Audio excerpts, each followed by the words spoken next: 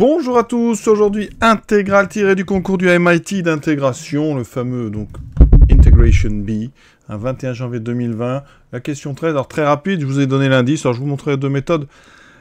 On peut parler là de la propriété du roi, cette fameuse propriété qui marche assez souvent quand on a comme ça des intégrales avec des fonctions périodiques, type sinus, cosinus évidemment.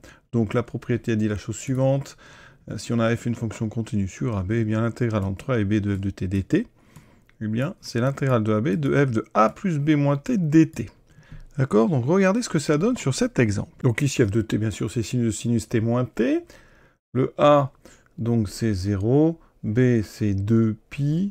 Donc a plus b fait 2pi plus 0, donc 2pi. La fonction est bien continue, il n'y a pas de souci. Donc ça veut dire que l'intégrale que je cherche, que je vais appeler i, ça m'évitera de la recopier. Donc regardez ce que ça donne. I est égal à l'intégrale donc de AB, de 0 à 2pi, de la fonction, cette fois-ci, donc ici je vais enlever f, je vais l'appliquer donc directement, donc ça me fera sinus de sinus, mais au lieu de le mettre ici en x, je vais le mettre en a plus b plus x, donc j'aurai sinus de a plus b, donc 2pi moins x. Et on avait ici ce moins x qui se transforme donc en moins 2pi moins x, tout ça dx. Alors, mon intégrande, elle se transforme un petit peu. Alors, ça fait donc du sinus 2pi moins x. Sinus 2pi moins x, on sait que c'est du moins sinus x, hein, parce que ça fait déjà sinus moins x, et donc moins sinus x, puisque ce sinus est impair. On utilise la périodicité de période 2pi du sinus, donc on enlève, vous voyez, le 2pi, et ensuite le moins peut sortir par imparité. Donc ici, j'ai sinus, donc je vais avoir un moins, donc moins sinus x, moins 2pi, bon, je vais doucement, moins 2pi plus x, mais sinus est toujours 2pi périodique, donc le moins 2pi, je peux l'enlever. Vous voyez qu'il me reste ceci, donc moins sinus x plus x. Si je factorise avec un moins, enfin par un moins, ça me fait intégrale de 0 à 2pi, de sinus moins, donc sinus x, moins x. J'utilise une deuxième fois l'imparité de sinus pour sortir le moins, donc j'aurai moins l'intégrale de 0 à 2pi de sinus x moins x. Et regardez, je suis revenu exactement sur la même intégrale, mais avec un moins devant.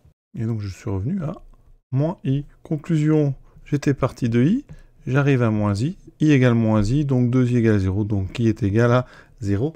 On a terminé. Donc vous voyez, très rapide avec la propriété du roi. Alors j'ai détaillé, mais ça peut aller plus vite. Alors il y a deux choses à dire. Tout d'abord, bon, cette propriété du roi, elle se démontre très facilement, et on peut même ne pas la connaître.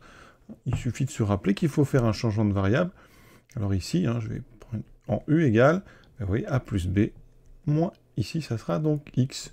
Et directement, l'intégrale de 0 à 2pi, vous voyez, de f de x dx, elle se transforme. Donc ici, quand x vaut 0, ça me fait a plus b, d'accord? Donc a plus b, on a dit que ça faisait donc 2pi. Ici, on a a plus b, donc 2pi moins 2pi, ça me fera 0. Quand on différencie, donc on a ça, moins dx, d'accord? F de x, donc j'aurai f de a plus b, donc ici, hein, si je mets x à gauche et u à droite, ça fait a plus b, donc moins u, et j'aurai moins du, donc il y a un moins qui sort ici, j'ai du, et ce moins, on intervertit comme ça les bornes, et on revient, vous voyez, sur intégrale de 0 à 2pi de f de a plus b moins u du, donc c'est bon, oui, ça se démontre très bien. Donc pensez-y, on fait un changement comme ça, u égale a plus b moins x. Alors il y a une deuxième façon de faire cet exercice, ça moi j'aime bien, on se ramène à un intervalle symétrique par rapport à 0, donc vous voyez qu'il faut enlever pi, donc je vais poser u égale, on va enlever pi, donc on fait x moins pi par exemple, ça veut dire qu'ici, donc si je fais 0, je passe à moins pi, et quand x vaut 2pi, ça passe à pi, donc j'aurai quoi? Par contre le sinus de sinus, donc ça veut dire que, eh bien, x est égal à, donc pi plus u, donc j'ai sinus pi plus u, moins, donc pi plus u, donc ça fait moins pi moins u, et ici dx, vous voyez, hein, dx égale du sans aucune difficulté, donc ça me fait du du. Qu'est-ce que ça donne tout ça? Donc déjà c'est sinus pi plus u, mais sinus pi plus u, vous savez que c'est moins sinus u, d'accord?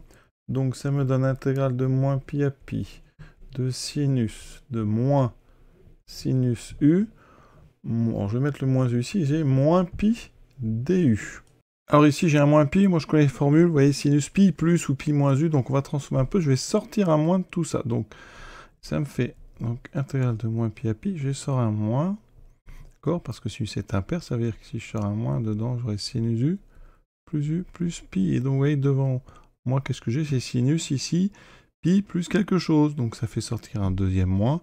Ce qui fait que je reviens à ceci. Donc, j'ai intégrale de moins pi à pi de sinus u plus u du. Et là, on remarque quelque chose d'intéressant, parce que cette expression, hein, elle est impaire. Impaire, hein, sur R. Si je remplace u par moins u, vous voyez ici, hein, donc là j'ai du sinus u, donc ça c'est le... Donc si je mets sinus moins u, le moins sort, sinus est impair, u, bah, ça fait moins u, hein, c'est impair, donc après j'ai du sinus moins quelque chose, comme sinus est impair, il y a un moins qui sort. J'ai donc bien une fonction ici impaire, et on intègre une fonction impaire sur l'intégrale symétrique par rapport à 0, donc l'intégrale est égale à 0. Et cette vidéo s'arrête là, hein, de démonstration. Alors évidemment, hein, beaucoup aiment la propriété du roi, donc c'était l'occasion de l'utiliser. Voilà, je vous souhaite une bonne fin de journée à tous, et à bientôt.